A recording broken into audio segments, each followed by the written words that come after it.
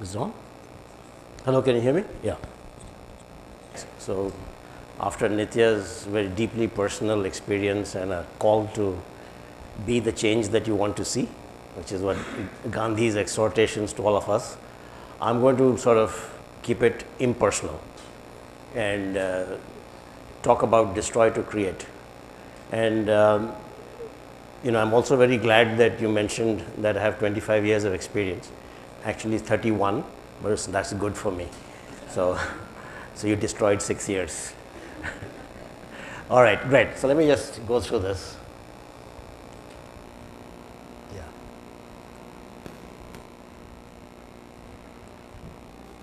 Yeah. So, I'm going to take a few examples of destroy to create, all right, from a variety of fields, and then relate it to what is it that we do in our lives, okay? And my area of focus is essentially, given that it's a management and business school, talk about business, entrepreneurship, innovation, and things of that kind, all right? And, and since I also teach a lot, you'll find me asking questions in between, so please don't respond, because that's not what the TEDx structure is. So if you look at the cosmos, right? Do you know what this is? What's this a picture of? It's a picture of the sun. The sun is estimated to be about 4.6 billion years old as a sun, right? The star formation took a while longer. And the interesting thing is, the sun is actually a nuclear reactor, right? And as a nuclear reactor, what it does is it does fusion. So hydrogen fuses to form helium, right? It's a very, very powerful exothermic reaction, for those of us who still remember class 10 chemistry, all right? And what happens is hydrogen becomes helium, mass reduces, that mass from Einstein's equation leads to E is equal to mc squared, leads to an explosion of light and heat energy. It is that light and that heat that leads to life on Earth. It is that light and that energy that creates the conditions that enables life to exist. But while all of this is going on, within the sun itself, it is getting destroyed. The core temperature is about 15 million degrees Celsius inside the sun, right? And as it starts eating up itself, so hydrogen becomes helium, helium finally becomes carbon, etc., it collapses on itself. And every billion years, it is estimated that the sun's temperature will increase by 10 degrees Celsius, which means that in about 4 billion years, it will rise to about it will rise by 40 degrees. What that means is this Earth will disappear, right? Variety of factors, water vapor, global warming, greenhouse effect, etc. This will entirely disappear. But all this is happening even as life is being created on Earth, right? Inside the sun, you're seeing enormous destruction take place, okay? So what it tells you, and I will link this up subsequently to the idea that this is a infinite process, right? And as the sun becomes a red giant becomes a white dwarf. Those of you interested in space and cosmology will know all of these terms. You will find that ultimately becomes a black hole, and it becomes so powerful that even light does not escape. So that is what is going to happen to the sun. Now, as it evolves and as it destroys itself while creating life outside, you will have a situation that when this planet Earth disappears, all the other planets that are nearer to the sun than Earth will also get enveloped and destroyed. Conditions may emerge where newer life forms in other planets that are yet to be formed will take place. And that is the infinite cycle of life itself, okay? And we see this every day pretty much in the cosmos as we know it. How many clicks do I need to do? All right. Now you look at nature. All of us, and it's quite common to talk about fossil fuel and global warming and all the other buzzwords that we're all familiar with, climate change and people panicking about climate change and all of that. Leaving aside the hyperbole around Earth's extinction thanks to climate change, the fact is that 95% of our energy today comes from fossil fuel. Okay? So if we don't have fossil fuel, we might as well say goodbye and get destroyed. Fossil fuel is what keeps this world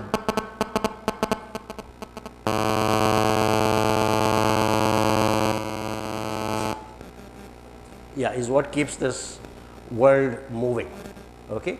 And that's a mix of petroleum, natural gas, right, and coal. These are the three major components of fossil fuel. Now, how is fossil fuel formed in the first place? Over hundreds of millions of years, plants and animals died, got buried under layers and layers of sedimentation, under intense pressure, under intense heat, leading to the formation of tar, and from tar to a bunch of these things, right?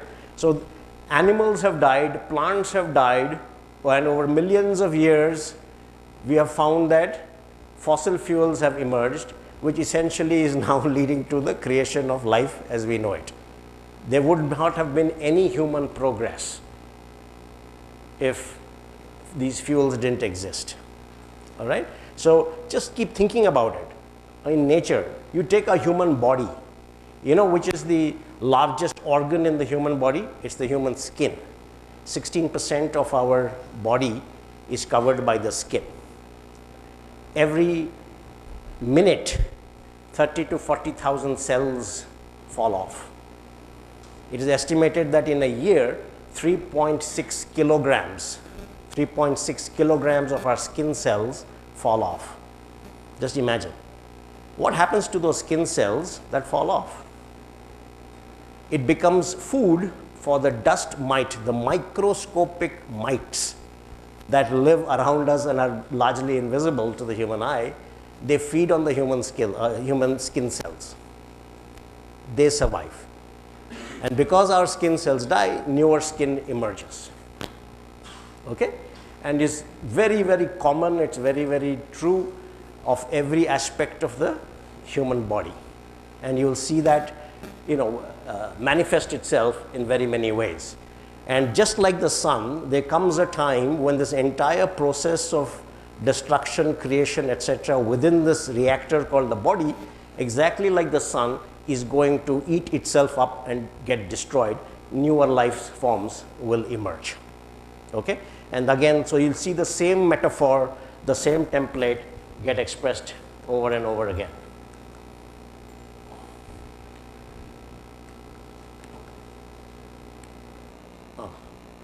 This is a fascinating thing, right? And today we keep talking about electric vehicles and all of that. Electric vehicles are more than 100 years old, by the way. Okay, so it's nothing new. Electric vehicles were right from Henry Ford's time. Electric vehicles have been talked about, just that the costs didn't sort of justify the creation of electric vehicles. What used to happen was you had these animal powered transportation systems, typically horses.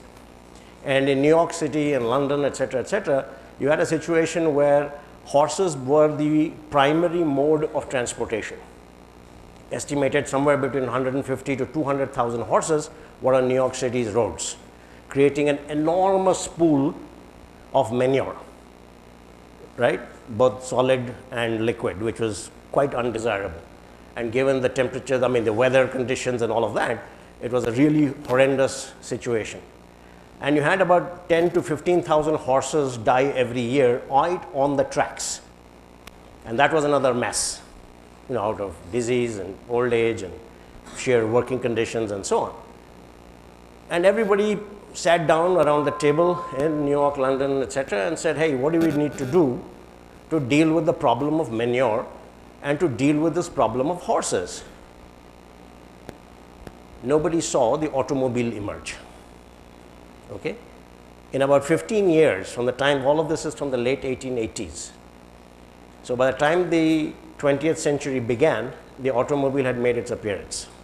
And 10 years thereafter, it exploded, and horse-drawn carriages as the primary means of transportation and locomotion disappeared. So So then entire industry got wiped out and a brand new industry called the automobile industry emerged. It had a lot of very fascinating side effects, okay? And it is little known, but very interesting to know.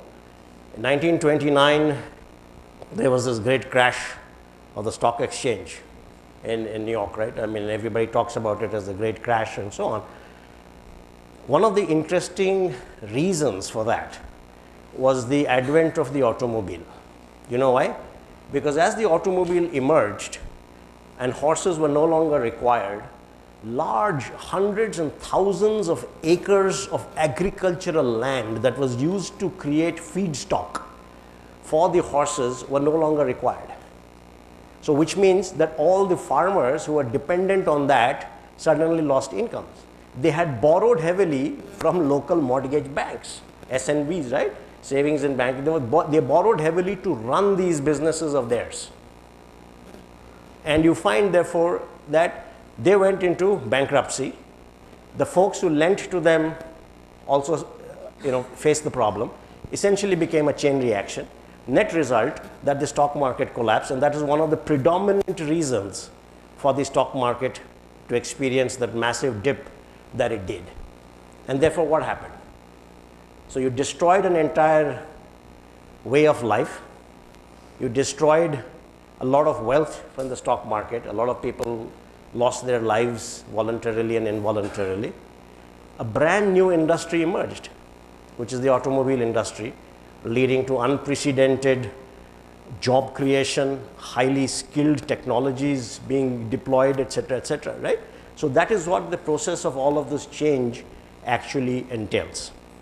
And we see this, the cyclical formation of new factors of productivity leading to new kinds of jobs, new kinds of skills. It's an ongoing and everlasting kind of a phenomenon. Now let's get to economics, and this will be kind of the core area that I will focus on. Two economists have had the greatest influence in the world. John Maynard Keynes, you may have heard of John Maynard Keynes, and Joseph Schumpeter. Schumpeter is less well known, less celebrated, because he favors destruction as a primary mode of economic wealth creation. And absolute classic ideas of entrepreneurship, of innovation, of destruction to create, about competition, about the nature of economic forces and factors of production, all come from this man. An unbelievably great guy, came out of what's the very famous Austrian school of economics, okay? And a lot of people emerged from there, from the Austrian school. Most famously, perhaps in a management school, you may have heard of Peter Drucker. You heard of Peter Drucker, the management guru, right? Peter Drucker's guru was this guy. In fact, for a time, both of them were colleagues at Harvard and so on. And he's an Austrian immigrant who came. Now, just the idea that he proposed was so foundational to the idea of competition policy, was basically this, that competition is inherently destructive. Innovation is the source of competition. So you don't compete based on a licensing raj that you impose. You don't compete based upon access to asymmetric information. You don't do any of that. If you assume that the market is free, you have to compete on the basis of innovation, right? And innovation could be in technology, it could be in business models, it could be in the way you arrange your supply chain, the way you go after customers. It can be anything. In other words, without being innovative, you have no reason to exist. That was the amazing insight that Joseph Schumpeter put out. And that's a foundational thing that you will see today in the world that we live in, as more and more digitalization and technology permeates every part of our lives. This idea is core to every single thing that we see and do today. All right? And the point, and now you look at the area of the impact it has had on business. This is the famous S curves of technology. Okay? some of you may be familiar with this, every single industry goes through these S-curves. Meaning at the time somebody comes up with something new, it's kind of very early, it is nascent, you're making some money, nobody cares much about it, then you have a massive acceleration and you go through the roof, so to speak, with phenomenal hypernormal growth. You're making a lot of money. Because of that, competition comes in, you plateau out, and then everybody kind of hangs around doing nothing because the market has matured until the new person comes along and creates another S-curve, right? So if you think about it, in every single industry that you would have thought about, you find new entrants disrupting the way an existing status quo has been run and managed, right? Most commonly, particularly, and this is the city in India and among the few in the world that is home to a lot of these disruptors, just fundamentally altering the way in which you do things, okay? And whether it is in agriculture, whether it is in building materials, whether it is in food, whether it is in the way you shop and you buy, the way in which you deliver, every single area is open for disruption, and the key to that is innovating, and you choose the element that determines what your innovation vector will ride on, okay? And that is absolutely fun. In other words, it trusts the human entrepreneurial spirit and mind to come up with solutions. And it is very important that that be encouraged, which is an idea that is largely an anathema in our country, where we are taught to follow, we are told what to think, and there is a rigor and a rigidity to the way things get done. So on the other hand, if you free up all of this and you allow people to rise, come up with their own solutions to their own problems within their own bounded spaces, you find that there is a lot more organic way in which problems get addressed. And the sustainability of all of that is quite phenomenal, okay? So it's a very important idea to nurture, particularly in our country. Now, if you look at, let's say, America, right, which is kind of the epitome of innovation and all of that, this is something that everyone deeply believes in, that I need to be innovative, I need to be entrepreneurial, I need to go out and challenge status quo, I need to make things happen. I take responsibility for making that happen, okay? And it's a very deeply socio-cultural kind of an issue.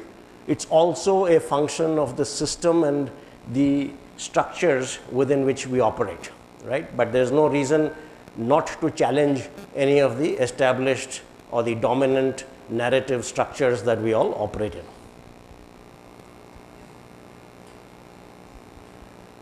Cannibalization, right? Steve Jobs, who I think we all can agree is a very well-known disruptor and a innovative entrepreneur, right? If you don't cannibalize yourself, somebody else will. What does it mean? It means that we need to be able to very quickly not keep resting on our success, but be able to destroy what we have created and come up with something new and run with something new entirely.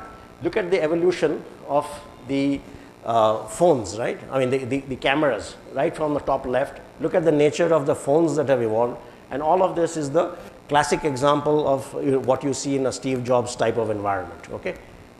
I've been told the time is up. And this whole cycle is an infinite loop. Incidentally, if you go to Cupertino, right, which is the Apple headquarters, the road in front of the main building is called infinite loop, okay? And this is what life is all about. You destroy, you create, you regenerate, you rejuvenate, right? All of that. And that is what this whole mantra is for all of us to think about. So don't be afraid of destroying anything. Make sure you go out there, create, right? Because whatever you create will be better than what has been in existence, right? The so-called new normals and so on. All right, thank you all very much.